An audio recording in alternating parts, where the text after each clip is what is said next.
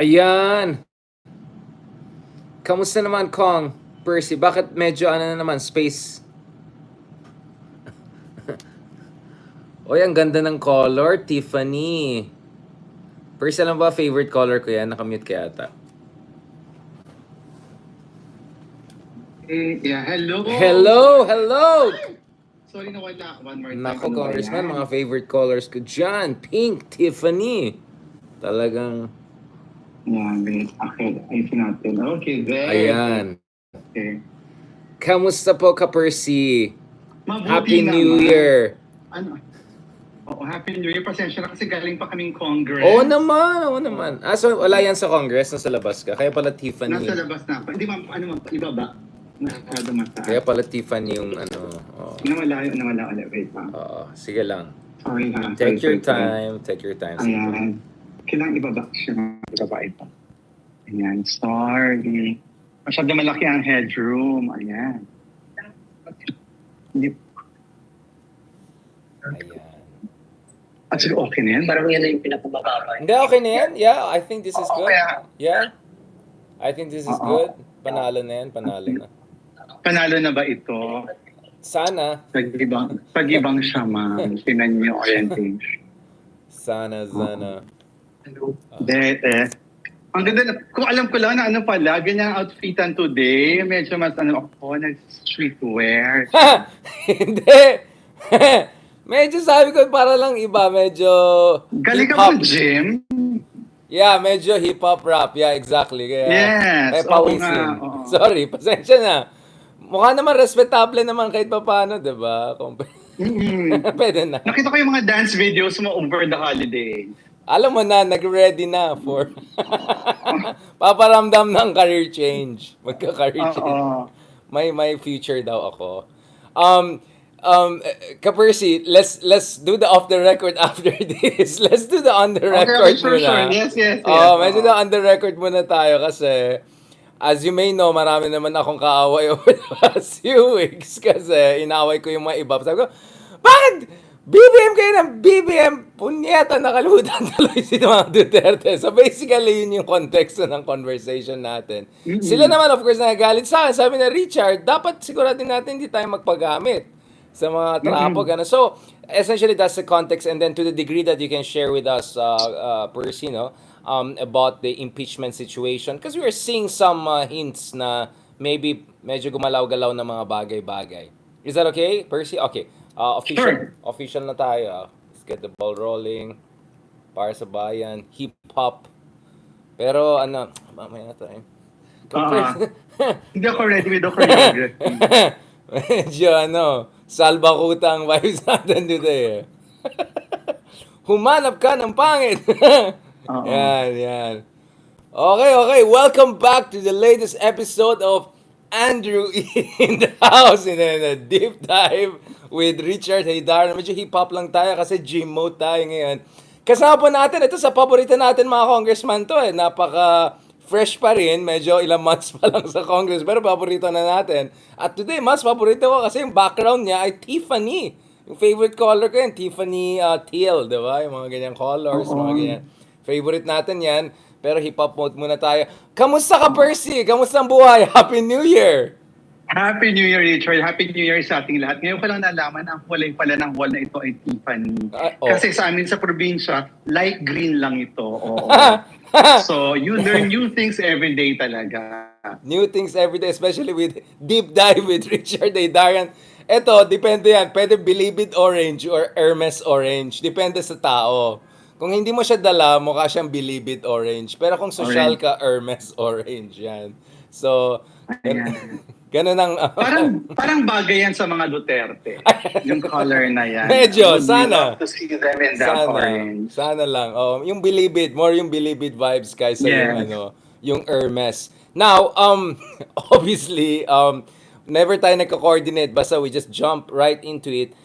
Obviously, we want to talk about... Like today, ikaw ay naka-hip-hop grunge, ako ay naka-barong. So obviously, hindi tayo nag-coordinate. Exactly. Hindi pa nasabihan ng memo about the outfit of the day. Yo. Next time, pag in-person na tayo kasama ka person, nakita mo ba yung in-person ko with Secretary Llamas and Walden Bello?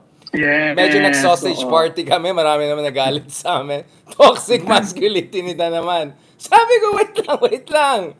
Kulang lang budget, gusto ko rin mga diversity, pero yun lang, Oo. mga na-afford ko lang sila Ronald at saka Walden kasi libre lang accommodation Oo. lahat. Pero don't worry, Ka-Percy, we're gonna have more in person soon. Hopefully kung I'm welcome there sa opisina nyo, especially kung Tiffany version. But Percy, I want to talk about the impeachment issue. Sana ba tayo in the calendar if ever there's a calendar. But before that, I want to go a little bit zoom out. Honestly, sa sobrang na-stress ako sa mga banat here and banat there over the past 3 days, nag-lecture ako on Antonio Gramsci and United Front and winning the consent of the people kagabi. Like, I'm pissed off if I go like lecture mode Antonio Gramsci. The context of that, of course, Percy, is that ang matinding debate ngayon is some of our friends are really focused dito sa GAA at mga alleged anomalies, questionable items, whether Yeah. it's AKAP, whether it's the PhilHealth Fund, etc. Which of course, there's nothing wrong Yeah. with pointing out, fiscalizing. That's our job as genuine fiscalizers, whether politically or journalists whatsoever. Pero ang tingin kasi ng iba dyan, and this is to a certain degree my read, actually, na hina-hijack na ito ng mga DDS nating kaibigan. In fact, ang mga favorite na mga expert ng DDS ngayon ay hindi galing sa DDS, ay galing sa mga kampo natin, yung mga experts sa, we don't need to name names, di ba? At the same time, and naming names, of course, nasa Bicol tayo the other weekend, I was with Dr. Chelo Magno. So we had some conversations, engagement with folks in Bicol, the parishes, not sila Lenny, but sila Bam, etc. And one of the things that also came out of our conversation is also the risk na baka tayo naman ay magpaggamit naman sa admin, essentially as the unwitting attack dogs against the Dutertes by also over-focusing on Duterte. So essentially, the debate right now is, what should the opposition do? Can the opposition be neutral? Should the opposition take a stance? Can the opposition first take on Duterte's and at the same time fiscalize the Marcoses? What is your take on this general debate that is emerging? Kasi medyo intense siya per se. I don't know, maybe ako lang maraming kaaway, but I think you kind of also naramdaman mo rin may mga ganyan debate na nangyari sa kampo ng mga progresibo. Well, yung debate naman sa dulo, dapat we should appreciate yung positions natin in the broader social movement. Kasama dito yung ating positions within the opposition. So, halimbawa, ngayon, tayo ay nasa Congressional, we're in a position to be advocates for holding Sara Duterte accountable. Isa siyang magandang launching pad of that campaign. At the same time, isa din tong posisyon to criticize kung paano ginagamit yung pondo ng bayan through the GAA. So, hindi naman tayo naka-blinders na nakafocus lang lagi sa isang issue. Kasi if we do that, we fail to be real and genuine progressives. Kasi as progressives, dapat mas malapad yung perspective natin at mas malapad yung recognition natin na marami tayong kalaban. Maraming dahilan kaya naghihirap ang sambayanan. Yeah. Sistema ang dahilan. Kaya ngayon ang ating mga kababayan ay nagtitiis sa napakataas na presyo ng bilihin, kaya limitado yung social services. Alam natin yung complexity of it all. And when we reduce this to just one issue or one problem, we are doing our constituents a great disservice. Thank you for that, Percy. I mean, obviously, we touched on that last month nung nag-usap tayo right after you guys filed the first impeachment complaint. Ang akin lang kasi is, there are folks who are saying, this is the worst ever budget pass, this is the most corrupt everything. So, dapat lang talaga mag-focus tayo sa nangyari ngayon kasi billions and billions ang binababoy dito. That's the narrative that is coming out, which of course the Dutertes love because essentially, ano sinabi ni Sara Duterte, napakaliit lang naman yung 150 million. Di ba yung ganun? Napakaliit lang. I don't know if you have seen some of the memes. Ako kasi, meme, parang may ledger. Sara Duterte, 150 million. BBM, billion. Essentially, the narrative is, even if, for the sake of argument, totoo itong mga anomalya ni Sara Duterte, maliit na bagay lang yan kumpara sa mga talagang grabeng garapalan ng ginagawa ng administration. And of course, all of us are being accused because we're focused on the impeachment issue, Quadcom education, is that, you're trying to whitewash it, you're trying to distract us. What do you have to say about that?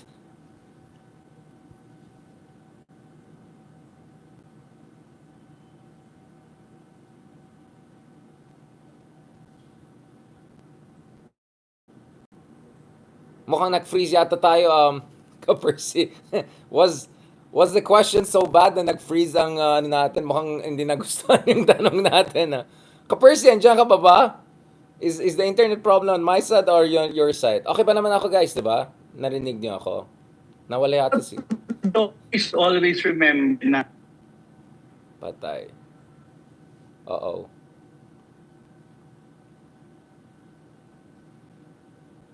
Wait lang, guys, ayan. Sorry, But let me Kapersi. check my connection very quickly. No, baka naman it's on my side also. No, please continue. Yeah, so you were saying, Yeah. Percy. Yeah.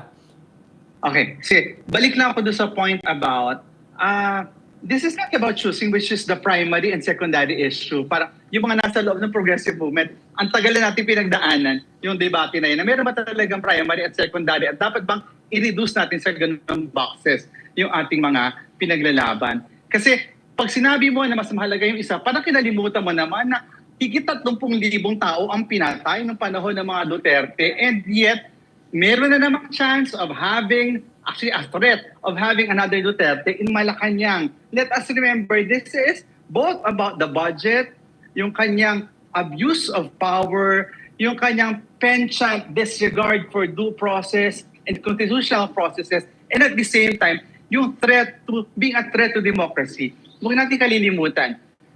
Ito sa ginagawa natin na impeachment process, pinapaalala natin na si Sara Duterte ng abuso ng kapangyarihan, nagnakaw sa kaban ng bayan, and she's a heartbeat away from the presidency.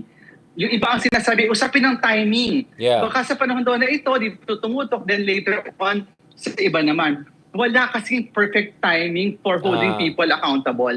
Constant yan. At kapag naghintay ka ng timing, hindi ka nagiging totoo doon sa calling mo as a true progressive legislator or progressive politician. So when we are sucked into that debate, ang nakikinabang yung mga elite, ang nakikinabang yung mga tulad ng mga Duterte, or kung sa kabilang punto naman, ang makikinabang yung mga tulad ng mga Marcoses.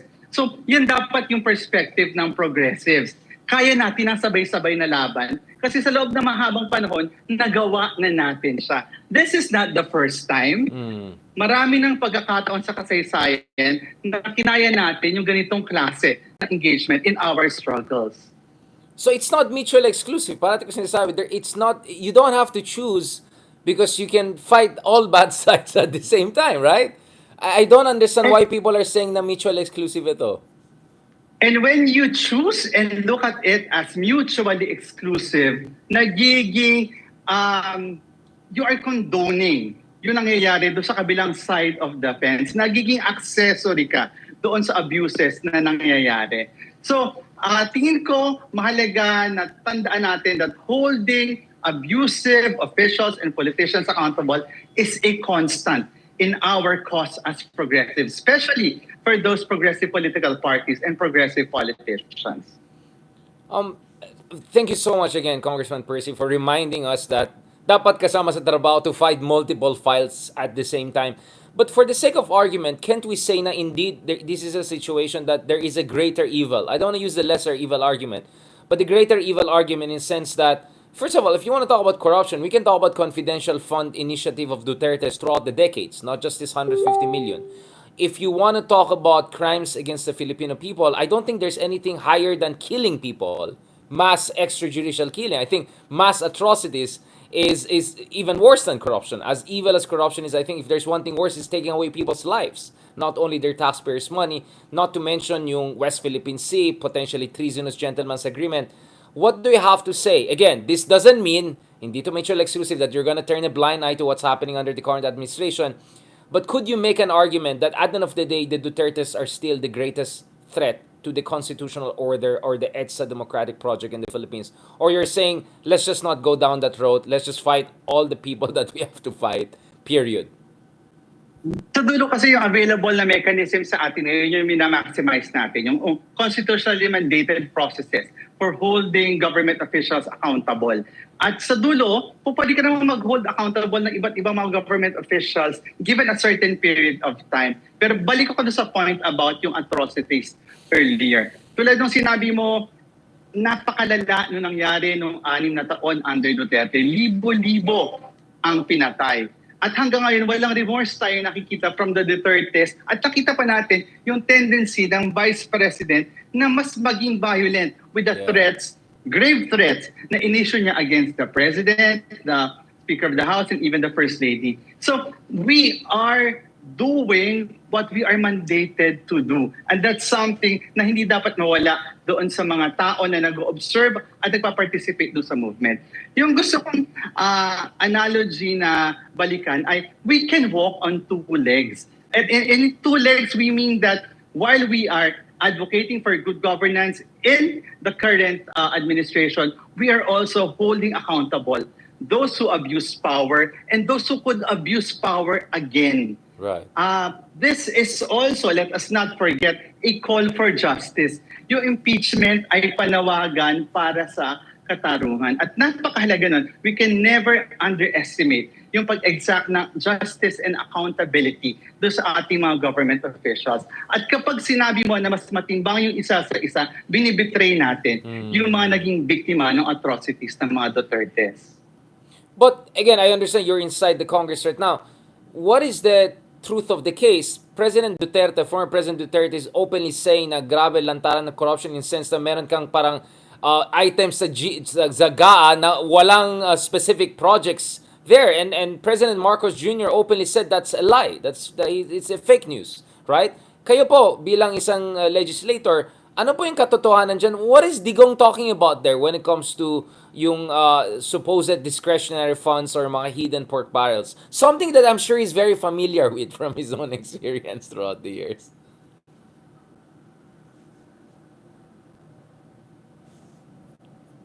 Natin that the budget is the most concrete expression of a government's priorities. Wala na mas konkreto pa kung saan mo dadalhin yung resources. At yung isa pa na metrics ay kung gaano ka-accurate, gaano ka-sinop yung pagka-prepare ng General Appropriations Act. Again, that's the most concrete expression of a administration's priorities.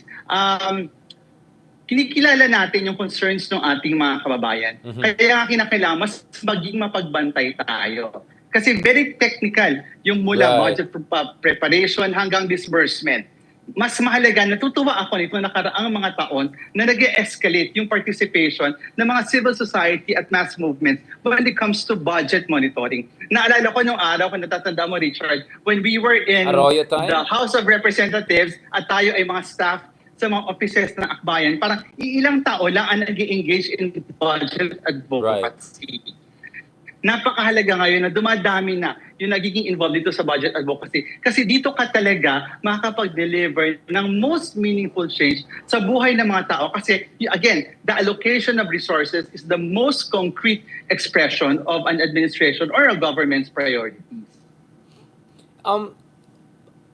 On the part of Akbayan, what are the concrete things you have been doing to make sure na walang essentially babuyan na mangyari sa budget na yan? Because this is the biggest ever on the record, right? $108 billion. Right?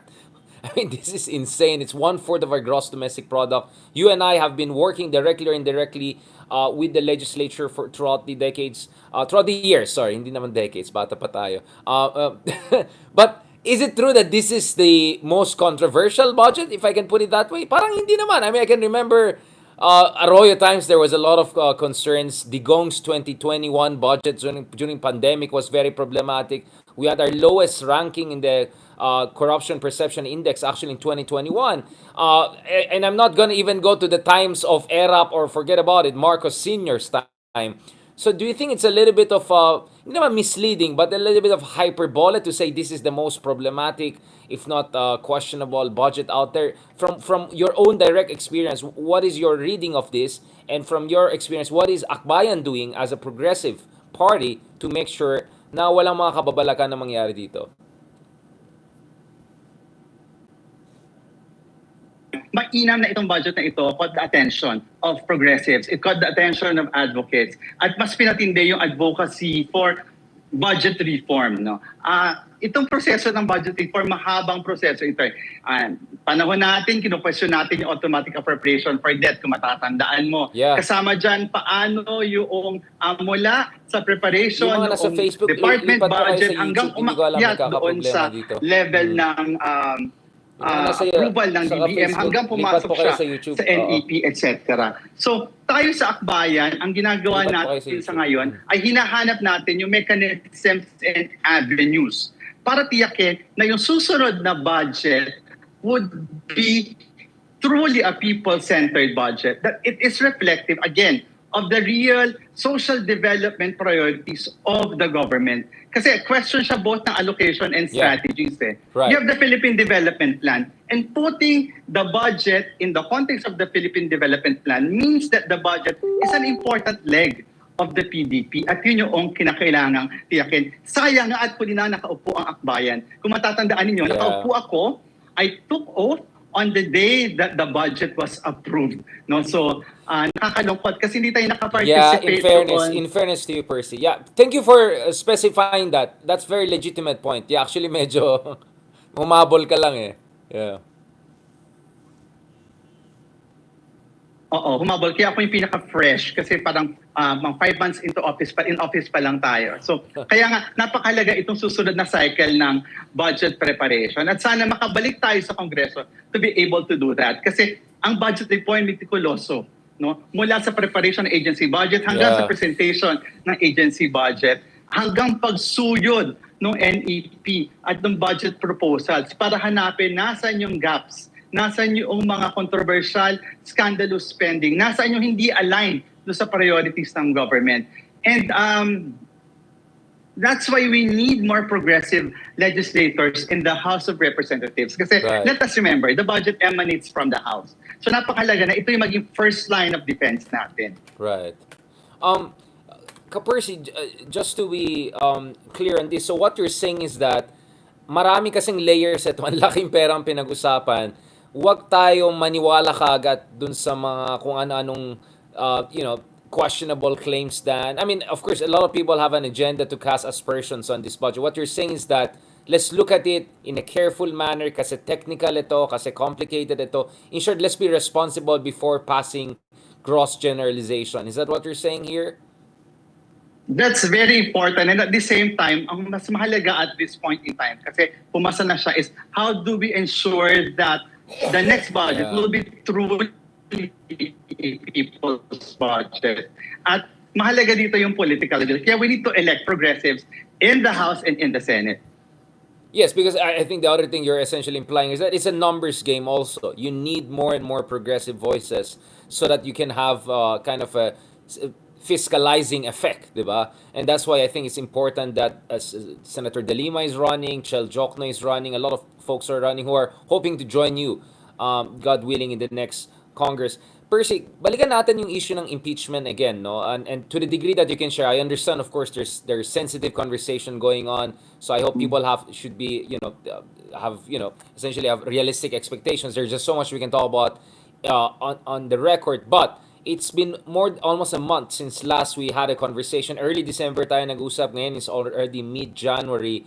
What has happened since then? Nasaan tayo? And how do the second and third impeachment complaints and potentially the fourth impeachment complaint, how do they differ from your impeachment complaint, the first one, and how do they complement each other? Ayan. So nag-monthsary na yung ating impeachment complaint last January 2. No? Correct. Happy first monthsary po sa mga ka-impeachment natin dyan. Yung effort natin to hold VP Sara accountable. Yes. Lumipas na po ang isang buwan. At sabi ko nga na magka-message tayo, hindi pa rin gumagalaw ang baso. So yung baso nananatili pa rin sa Office ni SecGen, hindi pa rin siya na tatransmit sa Office of the Speaker, hindi pa rin siya na pag-uusapan sa plenaryo, or even if dumaan pa yung holiday season, very impatient na talaga tayo.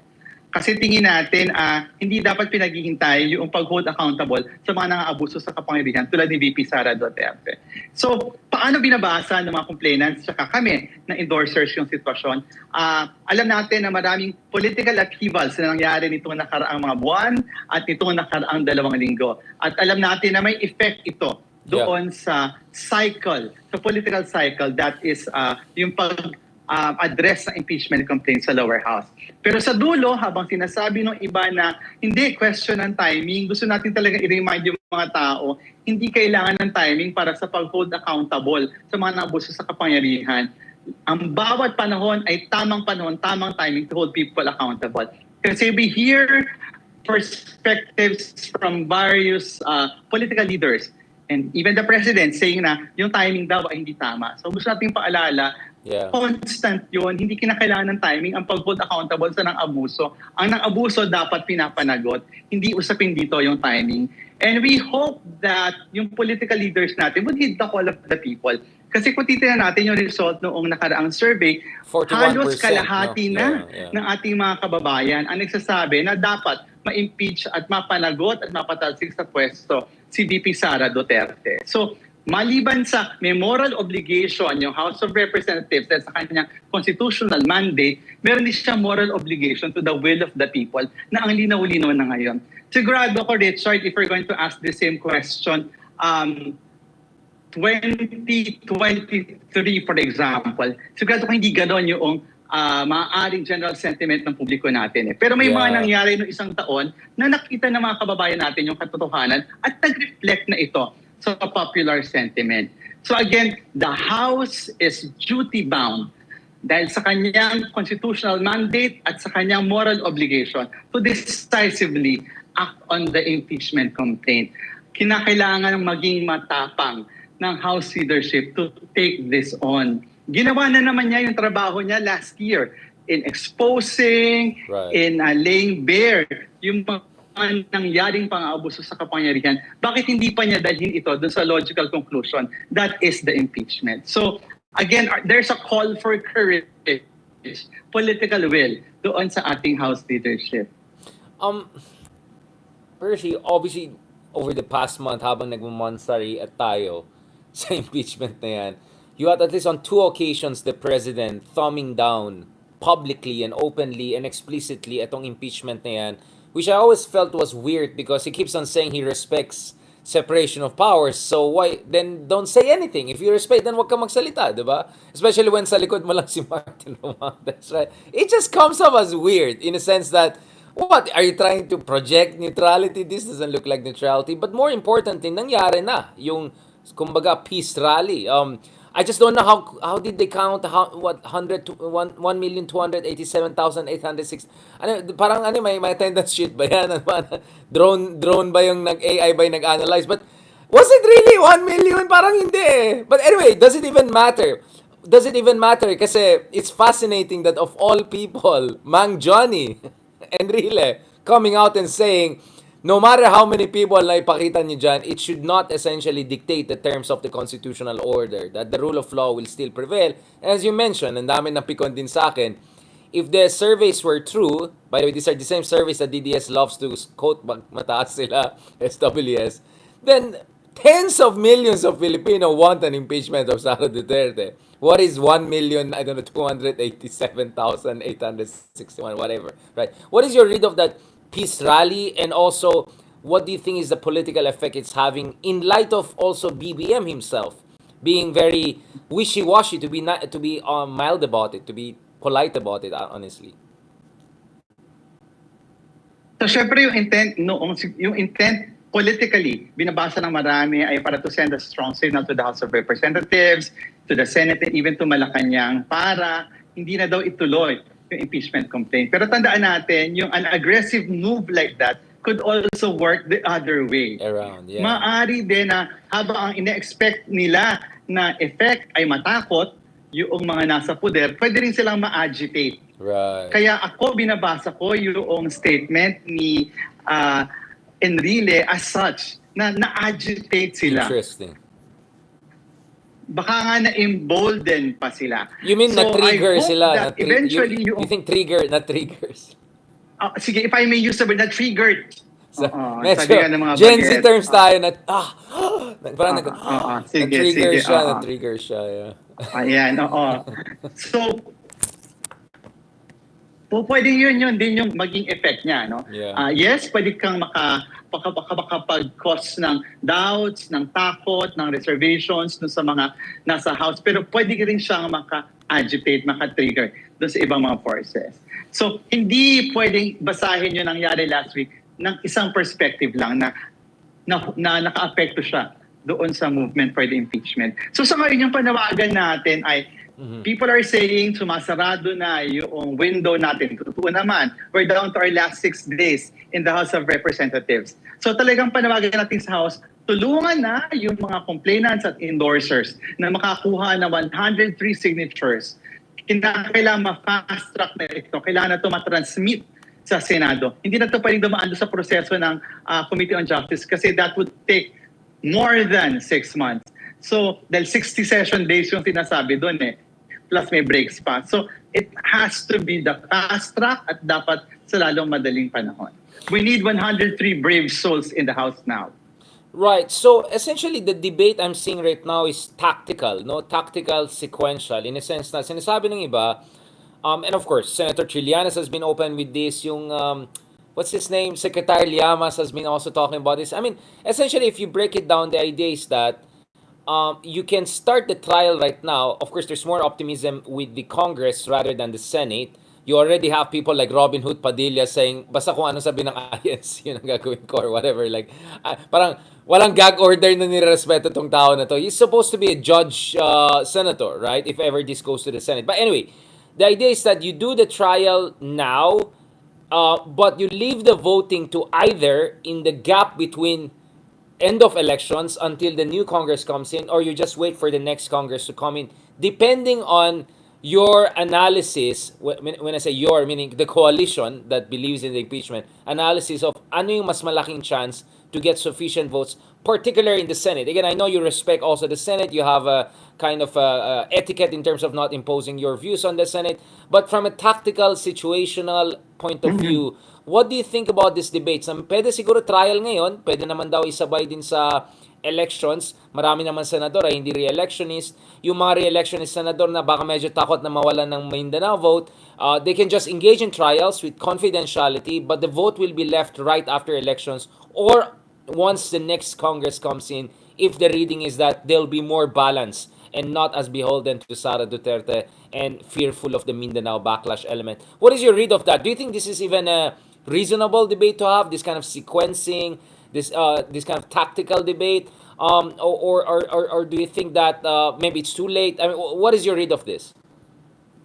So maraming iba't ibang pathways tayo nakikita ngayon to getting a Senate conviction. Yeah. Oo. So yung isa, yun nga, within the current 19th Congress, yung iba naman ay pwedeng i-impeach na 19th Congress at pagbotohan ng 20th Congress yung Senate. Pero sa dulo, whatever pathway yung pipiliin noong ruling coalition, it has to begin with the House impeaching Sara Duterte. Right. So, kinakailangan gumalaw yung baso. Yeah. Kung hindi gagalaw yung baso, walang mangyayari doon sa mga tinitingnan ng mga pathway na yan. At gagalaw lang yung baso kapag nagkaroon noong political will, yung courage na sinasabi ko kanina, para ma-mobilize na yung 103 signatures to sign the impeachment complaint. Whichever impeachment complaint yan man ay yung first, yung second, yung third, o kung meron pang fourth. Sa amin naman, doon sa mga kasama natin sa first complaint, hindi mahalaga kung anong impeachment complaint yung na version yung makarating sa Senate. Yeah. Basta nandun yung mga halagang grounds. Yung grounds ng violations ng Constitution, yung grounds ng abuse of power, yung grounds ng grave threats. Basta nandun, okay tayo. Kahit anumang version of the impeachment complaint. So, sa dulo, kailangan gumalaw yung baso para magkaroon ng fruition yung pinag-uusapan na ito. Kasi habang nagdidebate doon sa ano bang pathway, ano bang scenario, ano bang permutation noong conviction yung gusto natin, hindi yan mangyayari kung hindi gagalaw ang baso at this point in time. Okay, again, I know this is a sensitive question, but I agree that you can answer, Congressman Percy, kasi fresh ka pa, ayaw kung mawalan ka ng... But, yeah, bakit hindi gumagalaw yung baso? I mean, ginalaw nyo nga yung kutsara di ba? Bakit yung basong hindi gumagalaw? Ang tagal lang. The momentum is getting away, right? The Dutertes are trying to plot some sort of a political comeback. I'm not sure how successful they are, but they're good in muddying the water. Magaling mga Dutertes pampagulo Why do you think it's taking so much time? Is it because there's some people who are too scared? Because there's some people who are... Kasi meron din daw, okay, hindi ako nagsasabi yan, si Ronald nagsabi yan, na although he's not the only person, kasi kung siya lang hindi ako maniwala. But may mga nagsasabi na there are a group of people na inisip nila, baka they can just do a containment strategy. Meaning, never talaga see it through until the end, but just sampahan mo ng kaso mga Dutertes, use the impeachment, use the grave threat, use the ICC, use all of those things as a Damocles sword to just pin down the Dutertes, but never give the final blow. So, war of position, but no war of maneuver. Right? And that may be just enough for Sara not to run in 2028 or for Duterte's to be weakened. Do you think do you think there are some people who may be having that kind of wishful thinking na baka containment na lang yung gagawin kaysa impeach na lang if talaga even if they believe there's a basis for that?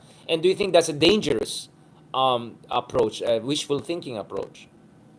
Ayan, tingin ko napaka-precarious nung ganong both analysis Yeah. and strategy. Yeah. No, kasi ang daming uncertainties pagka Right. ganon yung iniisip nilang strategy to hold the Dutertes accountable. Kasi sa dulo, pag ganon yung perspective mo, hindi ka talaga sigurado that you'll be able to hold them accountable kasi wala kang pinili na proseso that you would hold them accountable with. And with the impeachment, we have a very concrete, constitutionally mandated, legal process para gawin yon. So, kung containment strategy kasi, mas malaki yung chance na makalusot ang mga Duterte. Yeah. At given their political savvy and political experience, at kung gaano ka-skewed yung balance of forces after 2025, malaki ang chance na makakalusot sila at magpapatuloy yung impunity, which we have seen in the last 6 years of the Duterte administration. Up to now, hindi pa sila napapanagot sa kahit isang krimen na nangyari. So the political containment strategy, I think, is a great disservice to our advocacy, to our mission, our aim of holding them accountable. Kaya talagang negang-nega yan para sa sambayan ng Pilipino. Yeah, I mean, thank you for clarifying that kasi I just felt yun yung parang coward's way out there. And it's very dangerous because hindi lang pwede mag-survive ang mga Dutertes. They can use this just like Trump, right? And I'm not saying they're the same. Nanalo na si Trump, so magpakabait na tayo. No, but you know, di ba the expression, Waldo Emerson, if you strike at the king or at the clown, right, make sure you get it through. Because if it doesn't work, it could have a blowback effect, di ba? Yeah. The Dutertes can present themselves as a victim of witch hunt and come back with vengeance, literally, in 2028. Kaya the containment strategy could not only be ineffective, it could really have a blowback effect, right? Yes. At alam natin na mas mahaba yung pisi ng mga Duterte when it comes to political planning. Kasi diba, ilang taon din silang nasa Yeah. kapangyarihan sa local level. At lagi silang ready with various succession strategies. Yeah. No? In fact, sa kahit nga sa susunod na election, ang dami nilang options eh. Yeah. So let's not give them the opportunity para gamitin yung mga options na yun for their Right. political survival. At isave natin yung bansa mula sa klase ng Duterte governance na naranasan natin ng 6 na taon. Just to remind people, what is Dutertismo? Because I don't know about some of our friends. Because some of our friends, I don't even know where were they during Duterte's time. I didn't hear much. But a lot of us were either underground. I think I didn't. Parang nawala si Ronald for some few years. Marami sa atin ay naretag. In my case, trolled every single day almost. Sabay-sabayan pa nila ako nila Mocha Uson, Sasot, all of this. So all of us were burned during the Duterte years. So we know what a Duterte presidency could mean. Just to remind our friends, what could a Sara Duterte presidency could mean? Could it be even conceivably worse than the father, considering how picon she is? I won't use the word unhinged. Baka sasabihin na naman nila na toxic masculinity. Apparently, we can say ulyanin yung isa at si Raul, but not if... I know, I don't want to get into that, but it's just so annoying. Like, can't we criticize Sara just because... Sana wag gamitin yung gender card to shield her from criticism. Whatever. I just think she doesn't have the spontaneity, the wit of the father, and the kind of depth of wisdom of her father. So actually, potentially, she could be more dangerous and picon than her father, right? If she comes back to power. What is your read? Just to give people a sense na, yes, we have to watch Marcos, we have to make sure walang revisionism, walang Maharlika fundism. But Sara Duterte presidency is really next level, isn't it? God forbid. Simple lang eh. Ang perspective natin pag tumitingin tayo doon sa kinabukasan, yung sa ano yung perspective mo doon sa future, ano yung mas magiging maginhawa yung buhay ng mga tao. Sigurado ako under a Sara Duterte presidency, mas magiging mahirap ang buhay ng mga tao, lalong-lalo na yung mahihirap. We saw how the war on drugs targeted the poor, Alam natin yung disregard para sa buhay at karapatan ng mga Duterte. At ito yung ipaparanas natin sa ating mga kababayan. Hindi natin pwedeng payagan yon. Nakita natin kung gaano katindi yung korupsyon. Nakita natin kung gaano ka-disorganized yung government in responding to the needs of the people. Nakita natin kung paano na-bastardize yung democratic processes, nawala yung due process, nawala yung rule of law. And this is something that we cannot let our citizens be subjected to again. And that, again, is a very important task na we have to address right now. Papayagan ba nating maulit muli yung bangungot ng Duterte at papayagan ba nating maranasan muli ito ng ating mga kababayan? Sana hindi, di ba? Dami naman nagalit na sa TikTok na tayo ngayon. Kaya nagti-TikTok na rin ako kasi maraming mga DDS dito na kaibigan natin.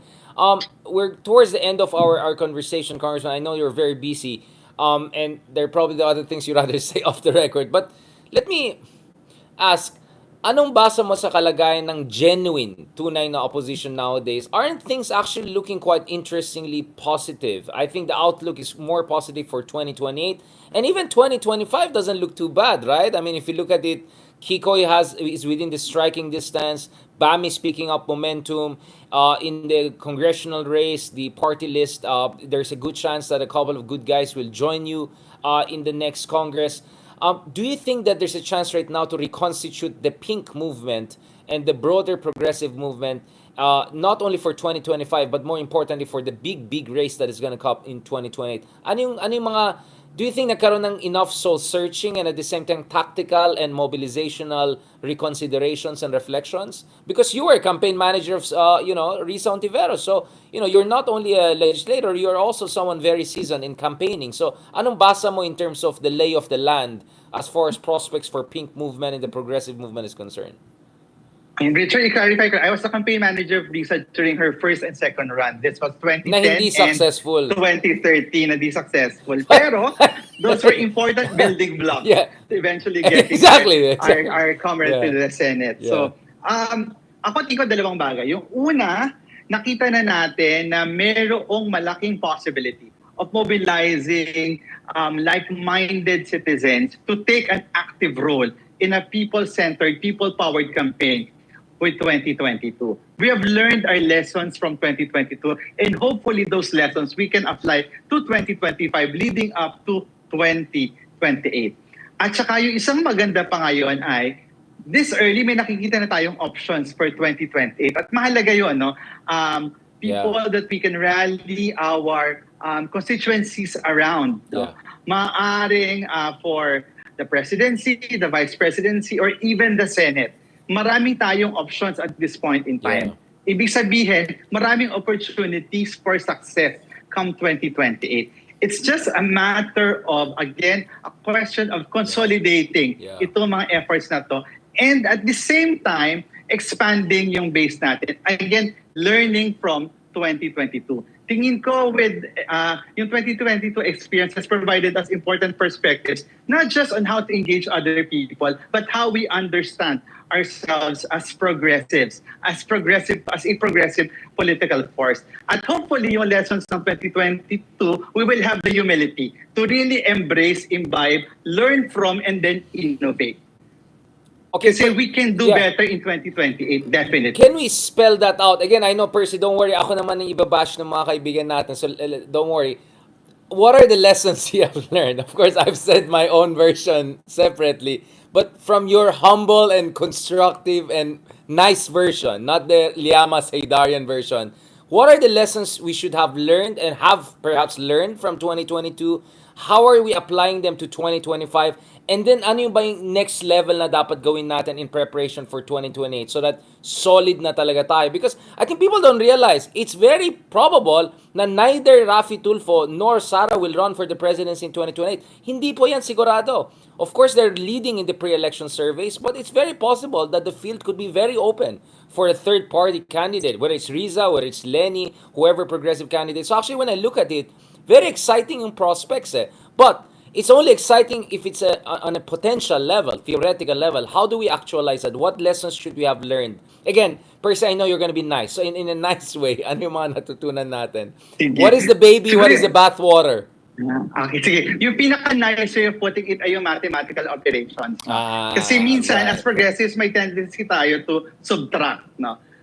Like, We want to be as pure, we want to be as within the correct line as yeah. possible, we want to be as aligned. Yung politics kasi is, whether we accept it or not, it's about compromise while staying true to our core. So it's both about addition, and for a national presidential run, it's about multiplication. So the Yeah. challenge is, how do we multiply our base?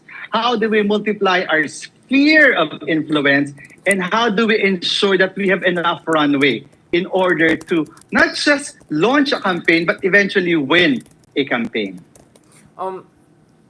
I like that, the runway, because I feel the runway is coming together, right? But still, someone has to do the running. You think there was too much cancel culture and perhaps elitist narrative or language use? Because I remember yung example in Baguio, yung sinagawan yung mga ibang volunteers. Like, you never go to my hometown and tell people, let me educate you on the Marcoses. Like, gusto mong mamatay. Like, you never, like, there are things that we have to really avoid, yung lecture type. You know, I do lecturing for a living, but I never lecture people when I meet them in person or even on my vlogs. Do you think we have to consciously avoid some of that kind of, kind of let me educate you mindset in favor of more listening tour? Listening tour. Do we need more listening tours? Yung mga nasa social movement, alam na natin yan eh. Yung mga nag-organize sa mga communities, alam na natin yan, na you start where the people are. Right. Hindi ko lang alam kung bakit ito nakarang election. Siguro masyado tayong agitated, masyado tayong naging inspired. Now we forgot that very important basic community organizing lesson. That is to start where the people are. That's the only way that we can fully capture their imagination. Kapag alam natin yung lived experiences nila, and we operate within those lived experiences. That's how we expand yung worldview towards an alternative para sa mas maayos na lipunan. So, balikan lang natin yung basics. And then in terms of, again, this is very Gramsci, right? But in terms of good sense versus common sense, in terms of folk wisdom, should we do more yung mga ginagawa kong piatos dance, yung mga nakikita mo? Do you think we should do more of that? Patulan na natin and let's just do it better than the other side. Do you think that's the, or do you think that cheapens the cause and it makes us look like we're just like other trapos? Naalala ko dati nung nagko-com 3 tayo sa UP, di ba? Yung tinuturo sa atin yung field of experience. Right. We should never operate outside that field of experience kasi the only way to raise consciousness is to first tap into that collective field of experience. So, Yung yan ay life maaring world, right? Life world, yeah. Yeah, so maaring yan ay yung piatos dance mo. Nakita ko marami kang dance no nakaraang holiday season. Looking forward to more. Habang malapit tayo sa Valentine's Day. And at the same time, being able to really capture yung spirit ng moment. Kasi di ba, ala nang mas malaki pang failure than a campaign. I'm not saying that this happened pero yung pinakamalaking failure for a campaign ay kapag your ears are not on the ground. Pag hindi mo naririnig yung pulso ng masa. So we have to be more in tune with and we have to be more appreciative of the experiences of people. Yes, may tendency tayo na manatili doon sa ating echo chambers. Pero again, natuto tayo from the 2022 experience and we will bring that to 2025 and 2028. Parang biglang maraming nawalang live followers nung nagsayaw ako. So maybe, no, but Percy, going back to this, one of the things I heard about Risa's campaign was, again, you don't have to give away the cookies and all, but narinig ko isa sa mga strengths ni Risa, and in fact, narinig ko even our good friend Robin Padilla, is yung usage of vernacular advertisement and vernacular influencers. So, whether it's Ilonggo, Waray, you get what I'm saying. Do you think we should do more of that? Develop narratives and communication channels and then reach out to influencers, people on the ground who do it in the local languages. Waray, Ilonggo, mga ganun. Do you think we should do more of that? Kasi I think the linguistic part has not been as studied as well as, at least based on my limited knowledge of review of related literature. Before the age of social media, di ba, alam naman natin, dalawang paraan yung pag-communicate natin using what we call then as in traditional media, di ba? Ginagamit mo yung national platform, primarily in Tagalog, and then nire-reinforce mo siya ng iyong mga local platforms. Ito yung regional radio. Kaya nga sa mahabang panahon, ang spending madalas ng kandidato, meron kang national ads and then meron kang local ads. And most of your local ads are in the local languages. You do local interviews with local commentators. At ngayon, pag nilagay mo sa panahon ng social media, yung local commentators mo could also be your local influencers. So it's not just about delivering the message in a particular language. It's about tapping into the opinion makers and influencers in the area. People who are sources of information para doon sa mga tao sa specific locality. Napakahalaga ng ganong targeted strategy kasi maaaring meron tayong snapshot of how the national sentiment is. Pero meron kasing nuances yung sentiments na yun depending on the region. So it's both about language, tone, and even agenda. So that is something that we need to master as communicators for political change. Congress Mercy, what about the aspect of timing? Shouldn't we start as early as now? Because if there's one thing we learned, I mean, Lenny did amazing from 3% to 25%, right? That's amazing. But if that were even organized earlier, who knows? Maybe she would have ended up with 30% of the vote or 40% of the vote. Should we start as early as now reaching out to these people? Kasi ang napansin ko, of course, I come from Baguio, so it's not super malayong probinsya. But there's always this impression of, eto na naman mga taga Manila, pag kailangan nila tayo, biglang magpapakita sila. Yung nakaka-annoy daw kasi yung pag malapit lang elections, nagpaparamdam tayo. Uy, kamusta Beshi? Kamusta naman dyan sa ano nyo? Do you think as early as now, you have to build those networks, linkages, so that it comes off sincere when you want them to spread the message for their own vernacular local folks, right? Down the road. Again, balikan lang natin yung karanasan natin sa social movement, di ba? Constant ang community organizing. Hindi ka nag-organize sa communities kapag nandiyan na yung kampanya for an issue. Nabibuild ka ng communities kasi mobilizable force sila and you want also for them to be vigilant. No? So, baka nga we can get so much from our community organizing experience and translate it into our campaign strategy na constant na ginagawa siya year in, year out, election season man o hindi. Kasi yung mga traditional politicians, ginagawa yan. Yung infrastructure nila, hindi na fold up dahil natapos yung election. Patuloy na nire-reinforce yung infrastructure na yun.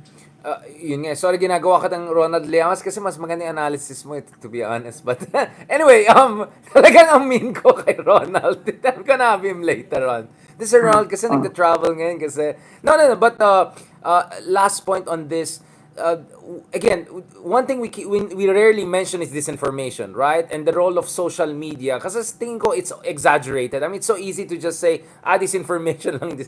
I mean, that's the easy way out. Of course, there's disinformation, but it's barely 20% of the explanation. There's mobilization, there's narrative, there's organization, everything, right? But for the sake of argument, and in fact, it's a factor.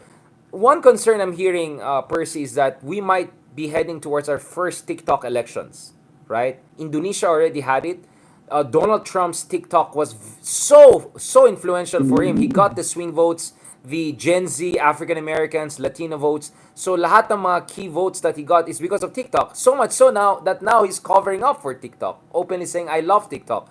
So US, Indonesia, these are the biggest democracies on earth. I won't be surprised this year, TikTok will be among the leading, if not the leading social media platform, if not the platform for these elections. What should the progressives do with this? Because obviously, unang-una, no offense sa mga kaibigan natin sa TikTok who are helping me out every time someone is messing out with my account, but this is China, and we know there's an evidence that there's a manipulation of algorithm. Whenever I post something about Duterte's explicitly, for some reason, parang biglang hindi siya napapublish or walang views. Anything about China, I can see talaga that there's something going on and something fishy going on. But having said that, TikTok is there. We're not banning it anytime soon, if ever. What do you think we should do with this new evolution in the social media platform and the Gen Z voters becoming much more dominant part of the electorate in the coming months?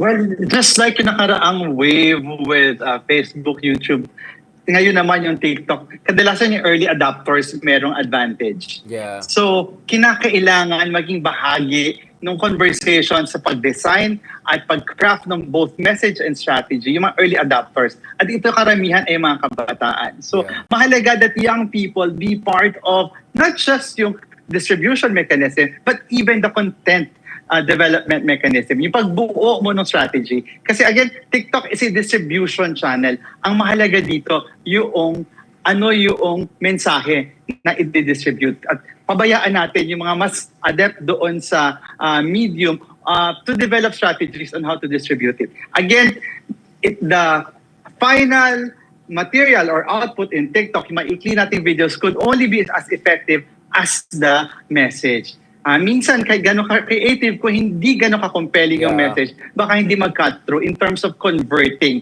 our voters towards a particular voting direction or preference. And speaking of politics as a game of addition or multiplication plus conviction, right? Addition plus conviction. What do you think about ideas that, let's say for some reason, Lenny doesn't run for presidency or Riza doesn't run for presidency, but at least we have someone good running for vice presidency, and then you could team up with someone, let's just say, for example, lang Rafi Tulfo, right? There are conversations that those kind of permutations should be considered seriously if ever Lenny or Riza themselves or someone from the progressive opposition doesn't run. Do you think these conversations are a sign of desperation or a sign of innovation, or that actually we just should be open to all sorts of permutations in terms of building like-minded coalitions? Because again, I don't want to defend Rafi Tulfo per se, but the guy has some sense of, yung dilemmas of our OFWs. He attends International Labor Organization. This is someone I've interviewed. It looks like he has yung pulso ng masa, di ba? I mean, I don't think he's faking it all, right? I don't think budol ito level ni Duterte. So, do you think this kind of conversation, and don't worry, it's not just me and Ronald. I have heard this from other people too. Is it a healthy conversation? Is it a tactically rich conversation? Or is it a premature conversation for that matter? Or is it maybe time for us to really think outside the box? Sa akin naman sa dulo, yung conversations na ito, these are important conversations that we should have. Pero yung mahalagang tanong ay, why are we having these conversations? Bakit? If we're having these conversations, kasi malinaw yung political objective, that is to hold political personalities accountable para tiyakin na hindi tayo bumalik doon sa bangungot ng Dutertismo. These are, again, conversations that are critical and important. Pero we can only be part of these conversations if we build enough political base now. Kasi kung hindi ka naman politically significant, you will not be part of those conversations in the future. Absolutely. So the work really begins now in developing and expanding our political base. So what you're saying is that you can build, to use the term of some of our friends, an autonomous force out of the genuine opposition. Kasi what you're saying is that kung pitsugin ka naman, kung ano coalition building gawin mo, you'll not even be a junior partner, right? We need to build our own autonomous force. That's what you're saying, right? Are we doing that? And are those elements coming together? What are the key things we have to keep in mind to build? Kasi yun purong Duterte Marcos. Baka nga Tulfo. That means wala pa yung hindi pa na congeal, no? Crystallize yung third force, yung good third force. Kaya napakahalaga yung laban natin ngayong 2025. At least the independent, genuine opposition has to be more visible. We have to be able to project that we are a political force, not just for 2025, but beyond, for us to be considered as a viable option, as a viable alternative for a third pole or even as a contender for 2028. Candidate number one, thank you very much. No, just kidding. And I thank you. Kansas City! Thank you very much, Congressman Percy. No, I really appreciate this conversation, as I think people realize that, I'm talking to you as if you're the other Ronald Llamas. No, because you have an experience. No, please. No, please, exactly. I'm sorry. No, please. I'm sorry. But yes, please, we need more of you, more of your thoughts, because Percy, you have direct experience in it. Yes, you didn't succeed in the first two attempts for Riza, but those were the building blocks, right? That's what matters, and that's what I really appreciate in this conversation with you. Yung iba na lang, I'll leave it na lang to off-the-record conversations. I'm sure there are other things you can talk. But to the degree that we could have this conversation on the record, I really appreciate your sincerity, your honesty, and your optimism. Percy, parang mas optimistic ka pa nga sa akin. Parang mas perky pa nga sa akin Is this our defense mechanism? Na-realize ko, pagpasok ko ng Congress, I have to double up on optimism. Kasi pag nakita mo yung real politics, madaling mawala yung optimism na yan. Correct. Yan yung isang major task ko every day. That is to master the optimism. Kasi that's the only way. that you can rise above yung challenges ng Yeah. political realities na meron tayo. Ang tawag ko dyan, detox positivity. Yung kailangan mo yung positivity ng other ones, malunot ka sa cynicism and all. Iba siya sa And toxic. that's yes, and that's very important also so that you can stay true to your core. Thank you so much. Again, thank you very much, candidate number 1. Thank And you. I thank you, yes. An Thank- 18-year-old stunner from Cruz Naligas, Quezon City. Staying true to your convictions. Beautiful, beautiful. Thank you. Yeah. Thank you very much. Tuloy, kung ano nahulog dito. Salamat ka, Percy. May mga gulo nangyari dito. Sobrang na-excite sa conversation natin. Thank you very much, Percy, for that wonderful Maraming answer. salamat. Talk Thank to you you. soon. Talk to you soon. Have a great day. I Salamat. will. God bless. Thank you. Percy, mag-usap tayo mamaya. Okay, see you. Text na sige. lang. Salamat. God bless. Salamat. Bye-bye. Bye-bye. Oh my God, nahulog-hulog yung ano natin dito. Sorry guys, na-excite masyado. But guys, ang galing-galing-galing ni Percy, no? Sana na-appreciate nyo itong conversation natin kasi Percy has direct experience in campaigning and ang hirap talaga mag-campaign kung progressive ka, hindi ka tapa and all that. So, the level of success she has achieved throughout the years is incredible and sana tuloy-tuloy yung mga conversation. I hope na-appreciate nyo to. Pasensya na mga followers natin sa Facebook, hindi kaya ng, I don't know what the heck is wrong with my internet, pero for some reason hindi niya kaya sabayan yung mga ibang live. I'll try to figure out and talk to Globe about this. Nakakainis talaga. But I hope you appreciate our conversation to the degree we can and wait lang, saan yung lighting? Wait lang, ayusin ko. Sa kaka-Donald Trump natin. Thank you very much. Candidate number. And Tuloy. Diyos ko, die. Nangyari dito. Anyway, thank you guys ha. Tuloy lang natin to. Please don't forget to follow us on different platforms. Yung Spotify po natin, tuloy-tuloy lang tayo. There are some exciting things we're working on for the coming year. Tuloy-tuloy lang supportan niyo sa atin sa Spotify para guys, baka naman, pwede tayo ma-billboard dyan, diba? Ang goal natin, ma-billboard tayo sa mga top Spotify. Last year naman, of course, we solidified our position as a top political podcast in the Philippines. There were multiple times na nag-top 10 tayo. We had a peak of top 5 in the Philippines in terms of podcast. But this year, we have to do better. We have to double down on that. So please continue to support us, especially on Spotify, but also on Apple Podcasts. Just rate us. Libre lang yan. Deep Dive with Richard Haydarian, right? Follow us, share, and recommend to other people. And the good thing with Spotify is, guys, hindi siya monetized. So, walang commercials, walang kaepalan. There's no distraction. You can straight listen to it. And because it's Spotify, of course, you can have it on low data mode. You can go to the gym. You can just run, you can have a jog, and have it as the white noise. Alam ko yung mga iba dyan, nakikinig lang sa atin as their background noise habang naglilinis ng bahay or naghuhugas ng kanilang mga brief or panty or whatever. Okay lang yan. Go ahead. But please don't forget to follow us dito. Richard Haydarian, Deep Dive with Richard Haydarian. Just put my name, Richard, and lalabas yan sa Spotify. Libre lang po yan. To follow us there, no commercials whatsoever. So, yun lang. Kailangan lang natin ng momentum because we want to do some big events, God willing, later this year. Not only with the Cool Pals and the Red Olieros and Intellect Walwal and our friends. Mo Twister. Tingnan natin. Baka we might also do collaboration with Mo Twister among other people. So let's see. We're looking at all of those combinations, but we need to keep on ranking high. So we're consistent in top 100, top 50, top 30 in Spotify, but we have to be more consistent top 10 on Spotify. Para naman, hindi lang tayo maka-billboard dyan. Para ano rin tayo dyan. We can have also big events and also have in-person events. Hopefully, God willing, finally, hopefully, we want to arrange those kinds of talks and events. So please don't forget to follow us on Spotify. Richard Haydarian, Deep Dive, libre lang yan. No commercials, nothing. Straight to the point. And of course, also don't forget to follow us here on TikTok. TikTok, Richard Haydarian 007. Pinaghirapan ko talaga yung account niya ilang beses kung ano-anong pinagagawa ng mga Chinese dyan. Buti nga yung mga kaibigan natin sa Pilipinas ay tumutulong at inaayos yan. It's I don't know if I'm shadow ban or whatever, but TikTok is important. We have to be engaged with TikTok.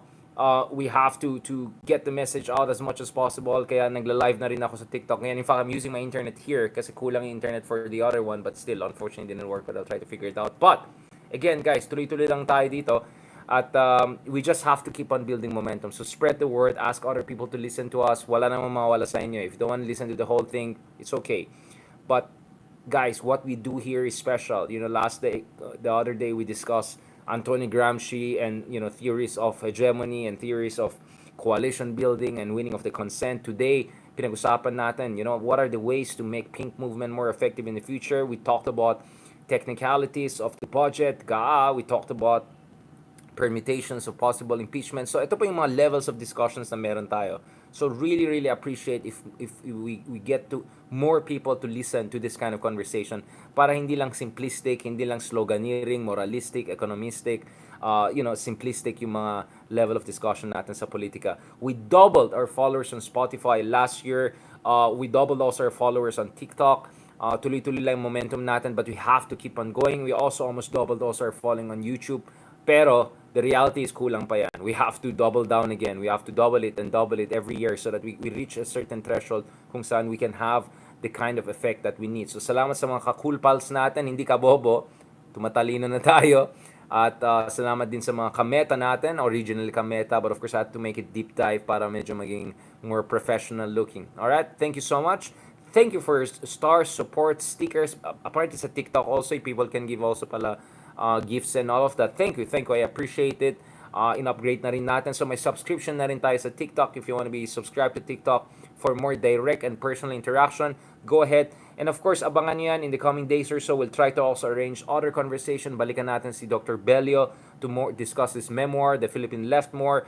We'll try to catch up with Secretary Llamas soon once he's stable. Medyo pa Europe na naman siya. Once he's settled so that we can also have a conversation with him. And then we're also arranging a couple of conversation in person with people. Hopefully we can have Senator Riza Ontiveros and a couple of other great people. We want to also have in person with Congressman Percy. So there's so many great people that we want to meet in person, have conversations in person, and have this kind of in-depth conversation about anong kailangan natin bansa. Alright? So tuloy-tuloy lang dapat yung momentum natin, but we won't be able to do it without your support. So your support is really, really appreciated. Baka naman, wag niyong kalimutan, meron din tayong GCash dyan para sa mga production funds natin. So kasi, pati yung mga sponsors natin, mukhang patapos na rin yung budget nila kasi malapit na elections. Kasi, no, I'm just kidding. No, because, I was trying to get some funding here and there. Pero patapos na kasi yung fiscal year for organizations, etc. So, hopefully I can apply for funding again next fiscal year. So, I really appreciate your support, guys, because we need to go production level. All right? Para naman billboard na tayo, but hip hop na tayo, mag-Andrew E na tayo. All right? Thank you very much. God bless and talk to you soon. Salamat also din sa mga TikTokers natin. Please continue to follow us, support us, and recommend us to other people. Alam ko, ayun yung mga sinasabi natin, okay lang yan. Pero mag-usap lang tayo, tuloy-tuloy lang itong engagement natin. At don't worry, may subscription na rin tayo dito so they can more directly reach out to me. Thank you so much also sa ating mga kaibigan on YouTube who have been giving us a lot of momentum, a lot of inspiration over the past year or so. Alright, salamat, God bless, and talk to you soon.